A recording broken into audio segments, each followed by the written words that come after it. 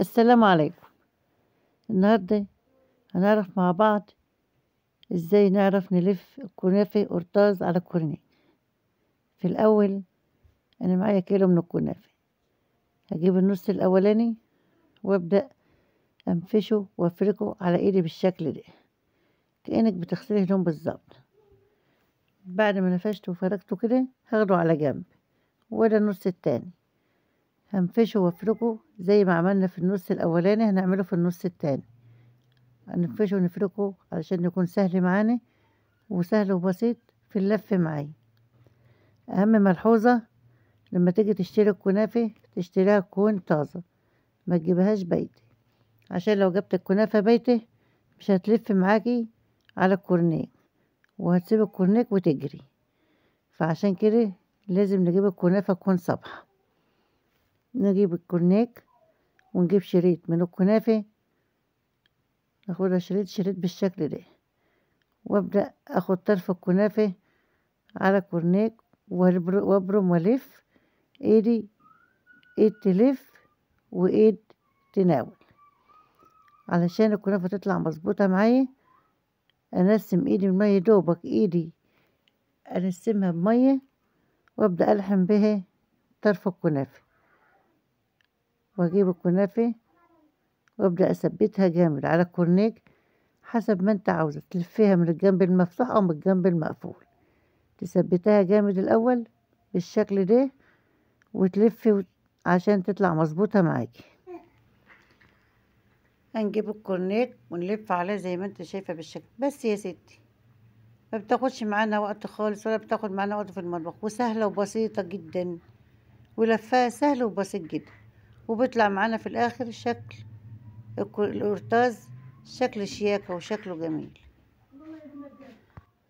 بس يا ستي هنعمل مع بعض شكل تاني، هنعمل مع بعض عش البلبل.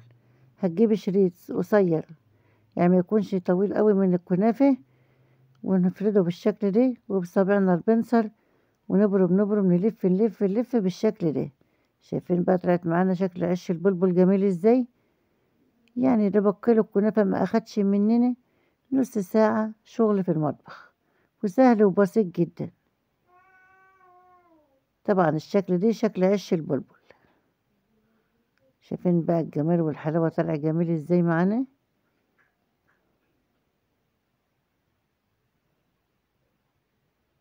نيجي بقى مع بعض هنعمل شكل تاني. طبعا دي الكنافة اللي اتهرت مننا واحنا بنلف الكورنيك وبنلف عش البلبل دي المتبقية معايا. هتجيبي بخاخة فيها مية عادية خالص من الحنفية، بس ما تزوديش في المية، ونديلها رشة بالشكل ده على كل الاتجاهات. يدوبك بس يدوب كده ان احنا ننسمها مية، يعني نسمة مية بسيطة، ما نغرقهاش عشان ما تحجرش معانا ولا تنشف معانا واحنا بنسويها. طبعا هستعمل القلب اللي احنا بنقطعه بالعجين ده، شكله بيبقى جميل وشكله بيبقى طالع رايق وجميل كده. هجيب الكنافة وانزل بقى في طبعا انت لو عايزة تستعملي اي شكل من عندك حسب ذوقك وحسب رغبتك عندك. انا جبت القلب ونزلت فيه بالكنافة ورشة بسيطة جدا، يعني نسمة مية ان هي تلم معايا الكنافة بس مش اكتر. واضغط بقى بصباعي بقى اضغط عشان تتمسك مع بعضها. شايفين بقى الجمال والحلاوة؟ الله الله على شكل القلب بعد ما ضغطته طلع شكله معانا جميل. شايفين؟ نعمل مع بعض كمان واحد. هدي بخة الأول كده على الرخامة وبخة في القلب عشان لما اجي اشيلها من على الرخامة ما تلزقش منك في الرخامة، تطلع معاكي بكل بساطة. بخة المية البسيطة هتسهلها معاكي ان هي ما تلزقش في الرخامة. شايفين بقى شكل القلب جميل ازاي؟ وبيطلع معانا بكل سهولة. الله على شكل القلب الجميل. الله. بس يا ستي ودي كانت شكل الصينية بتاعتنا، ودي طريقة لف الكنافة. آخر حبة متبقيين عندي أي قطعة بقى عندي لأنهم مهريين، هجيب قطعة العجين دي وأبخ فيها مية وأضغطهم فيها وأحطها في الصينية. طبعا ما نكترش من المية عشان ما تحجرش وتنشف معانا. بس يا ستي، ودي كانت حلقتنا النهاردة، ازاي نعرف نلف مع بعض الكنافة.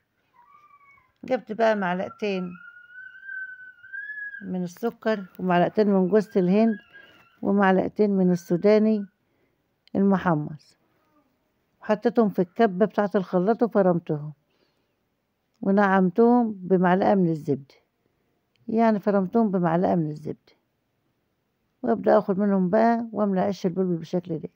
بس يا ست، ودي كانت حلقتنا النهاردة، لفينا مع بعض الكنافة وعرفنا الكنافة الجميلة دي بتتلف مع بعضنا ازاي، وعملنا شكل القلب الجميل ده، وعملنا شكل القرطاز الجميل، وعملنا شكل عيش البلبل.